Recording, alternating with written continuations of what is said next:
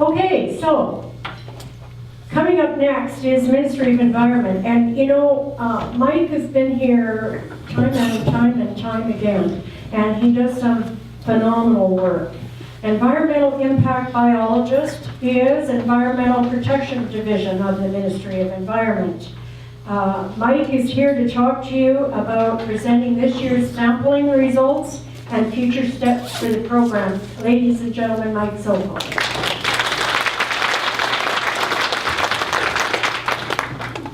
Good morning, everyone.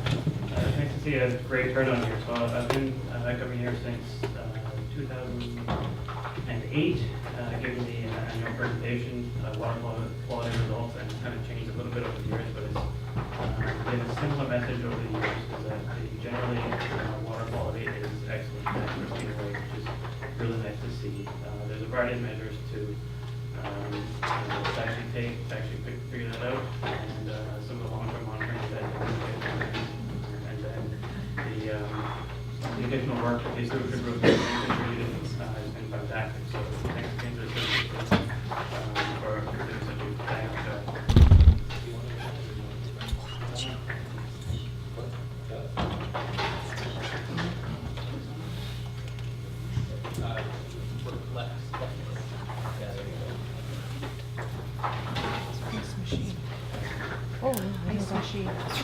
Okay, so just a little bit of a regional context. So, We can't hear you. We can't hear you. Put it closer to your mouth, please. We can't hear you. okay, I'll try and get it a little bit closer. That's better. Okay. So we're at Christina Lake here, so just as for your interest, we do sample a number of lakes in the Okanagan and in the Upper Shuswap system as well. So it's part of our regional long-term monitoring program. So our program is going on primarily spring and fall sampling for the past 30 to 40 years, depending on the lake. So there is a wealth of data, which is really nice to see. And it's quite rare to have continuous data like this.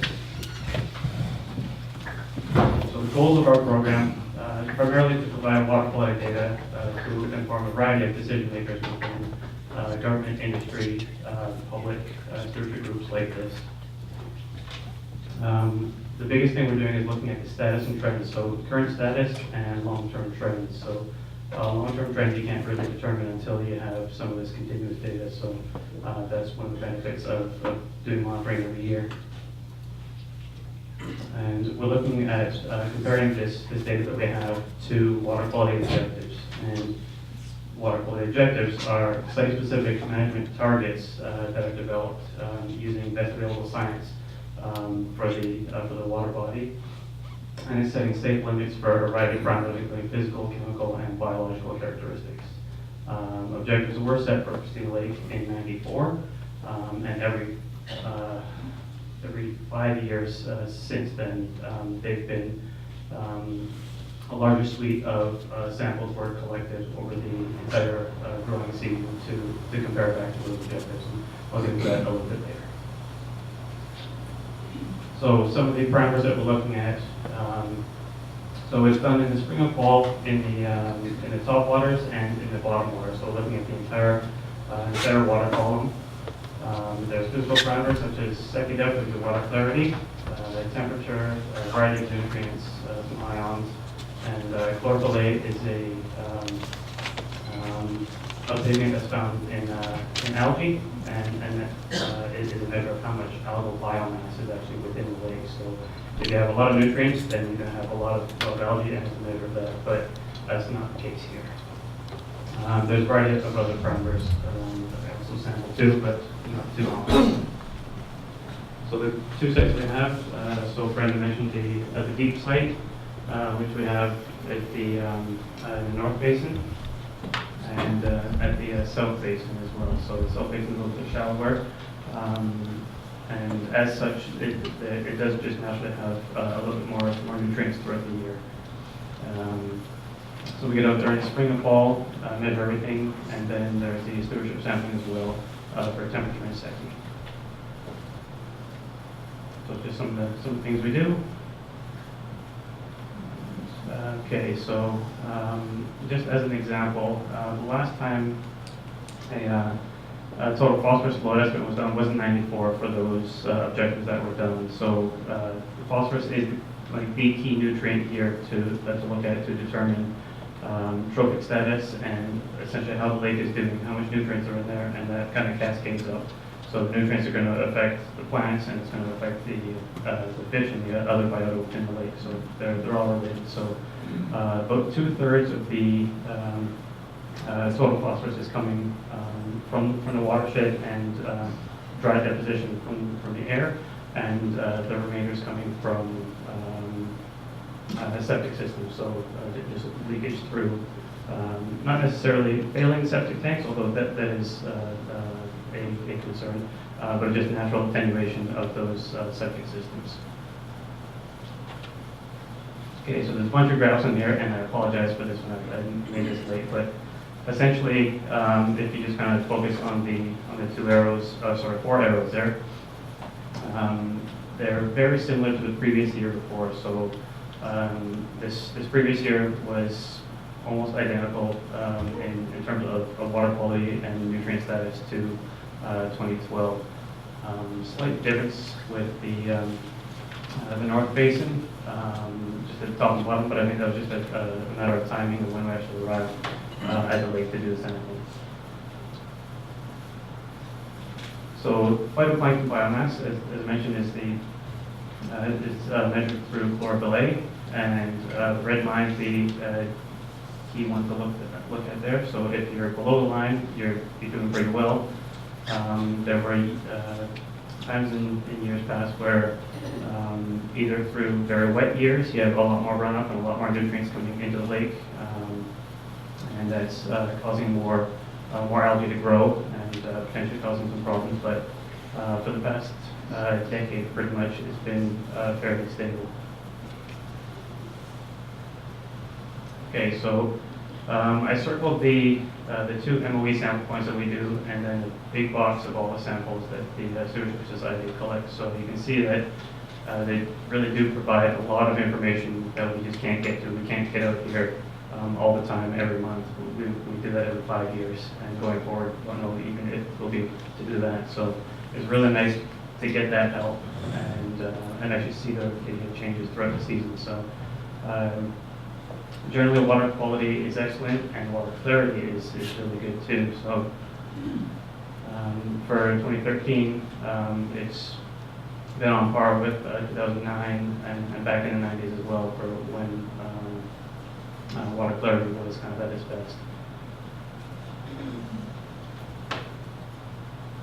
Okay, so again, lots of graphs here, but just kind of take-home messages here is that so that's a variety of years and a dissolved oxygen profile of the lake. So the top there is at the surface and going down to the bottom waters of the North Basin there. And the objective is at more than 8 milligrams per liter, and that's protective of fish and primarily of spawning fish. But the good thing is that in the bottom waters, you're not going to have that many fish or any at all, and you're definitely not going to have any spawning fish. So the objective, I believe, was set with kind of not enough information back in '94.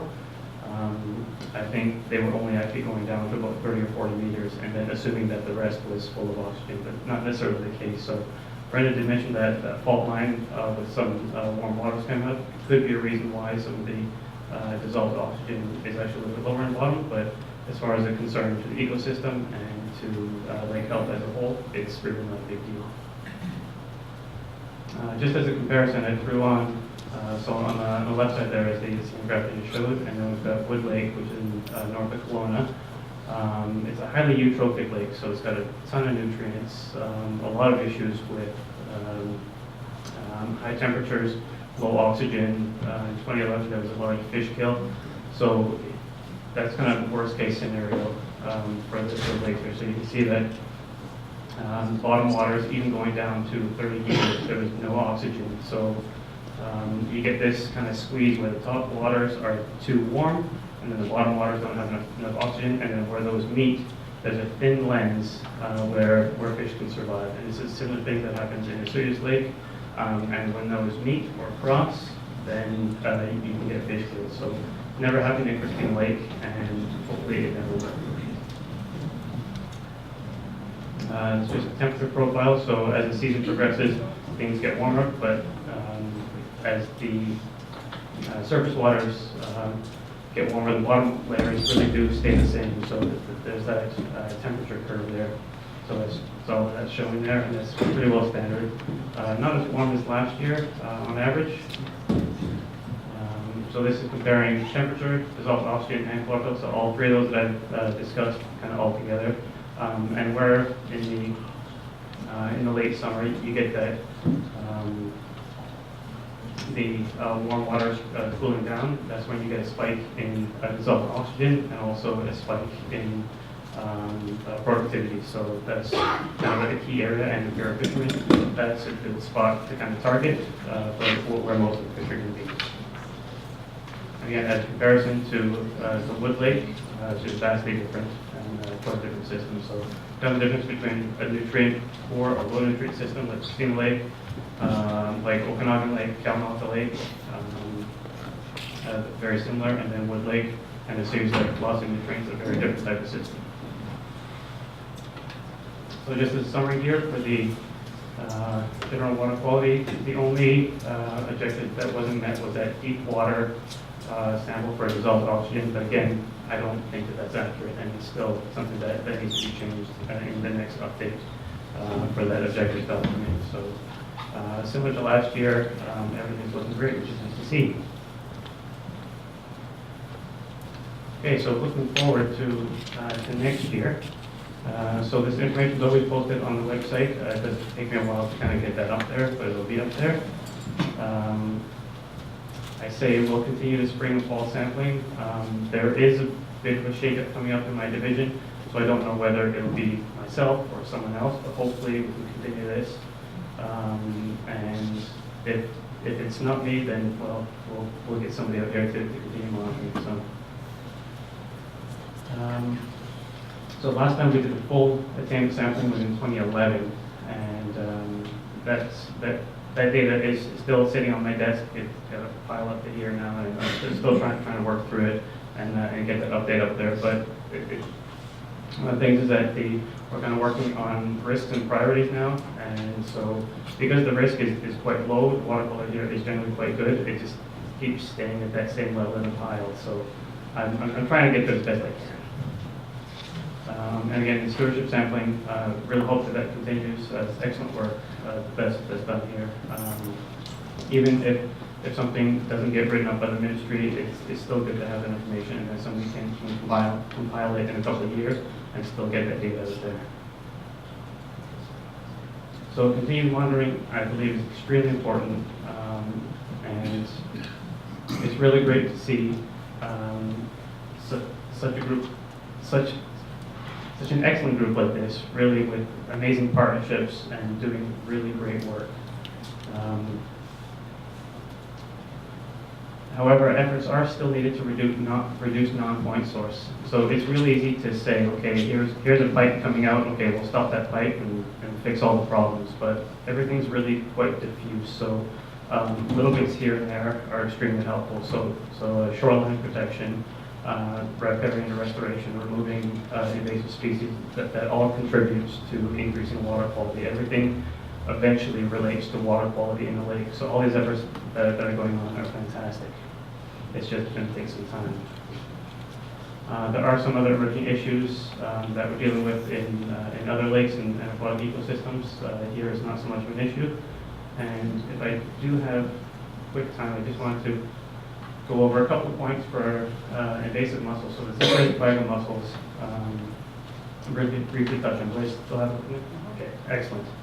Okay, so from a water quality perspective, invasive mussels can have tremendous impacts to the entire ecosystem. So I'm not an ecosystems biologist. I know my water quality, but everything's all interrelated. So just real quick here, the pelagic zone, essentially open water. The littoral zone is near shore, so offshore, near shore. In the offshore, you've got phytoplankton, you got algae, it's eaten by zooplankton, it's eaten by other fish and higher up, right?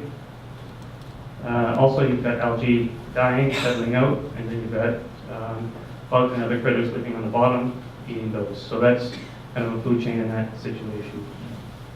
And then you've got algae and macrophytes, so aquatic plants growing on the shore.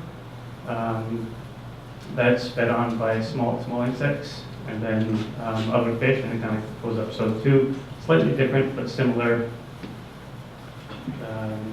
ecosystems here. So what happens when the zebra mussels come in? Big changes. So zebra mussels and quagga mussels are filter feeders. So they can clean out the water column and make it real clear. Okay, people think that that's great. But if you get a huge decrease in the algae, that means you're going to have a decrease in zooplankton and decrease in other insects, which in turn relates to decreased food for fish and other organisms. And the big thing here is the transfer of energy and nutrients.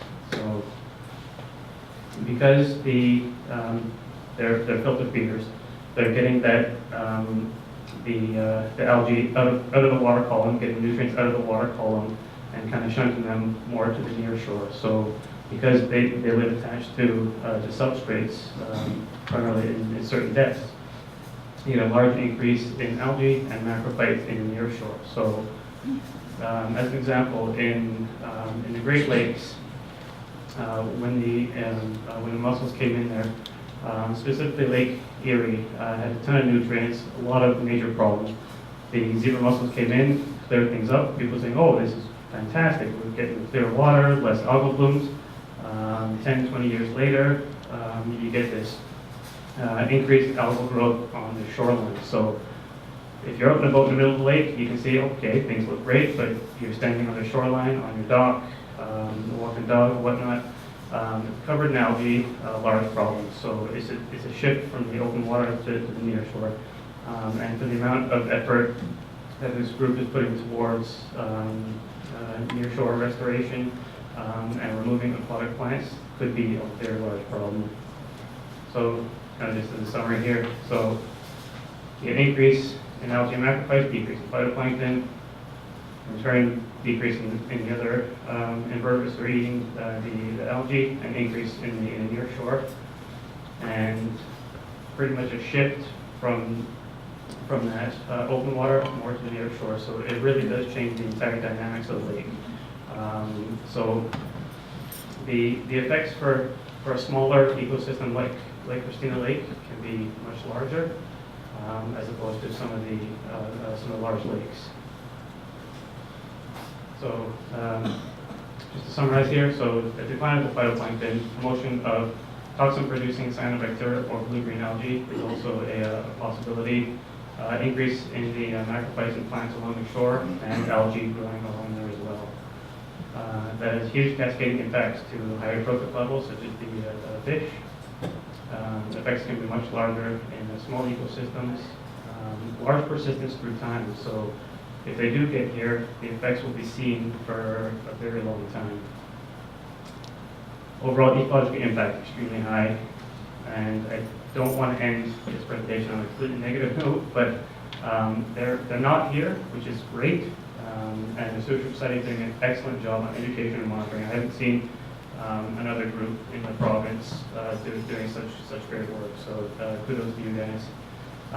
The other note is that calcium levels are relatively low to sustain these populations. So because the mussels require calcium to build their shells, the calcium levels here are relatively low comparatively to other areas where they're found. However, it doesn't mean that they can't exist here. It just means that it might save some. So if a boat comes in that does happen to have a mussel attached to it, the chances are kind of more 50-50 as opposed to 100% if it was in the open ocean, just with higher calcium levels. So there are some things working in your favor here. So keep up the good work. And again, thanks to Stewardship Society for letting me speak here. And I can take any questions you have on water quality in general. Anyway.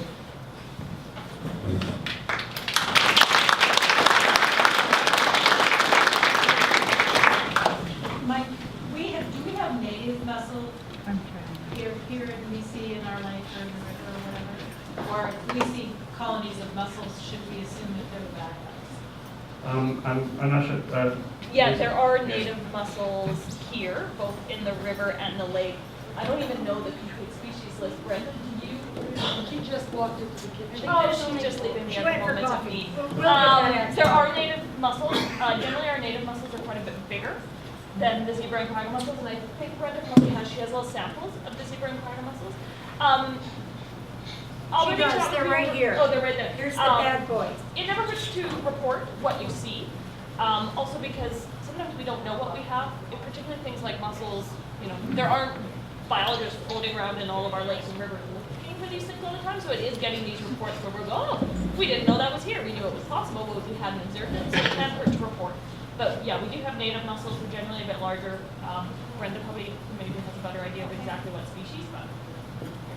Just to add on that, we do find quite a few of the mussels, the larger mussels, while we're working, sometimes buried in the plant beds. I don't have an exact number on how many there are, but we find them once or twice a week. So. Great. Okay. Mike, you referenced changes coming up in MOE. Are you predicting or are you seeing an increase in employees in your division? yeah, I wish. I can't comment on that just because we don't know what these changes are. We just advised that there are changes coming, and whether things will be in effect before the end of fiscal or after, I can't say for certain. So we don't know what that's going to be, so to speak. Okay, I mean, so just want to confirm that those bad boys are not in the Christina Lake. To our knowledge, they are not.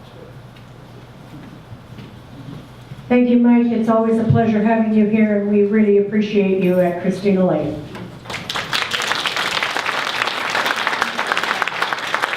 Okay, so I remind all of you, in case you didn't know, the little elf running around is Les Johnson, and he is doing a video on this whole proceeding because we discovered last year that was very helpful to those people who cannot come to this meeting and who ask a lot of questions. So therefore, we can provide the whole proceeding for them and they can peruse it at their leisure. So thank you, Les. We appreciate what you're doing for us.